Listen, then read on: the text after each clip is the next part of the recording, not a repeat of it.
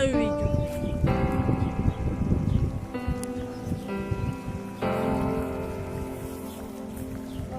Я Леон. Это битва на кухне за душу людей и не притормознет.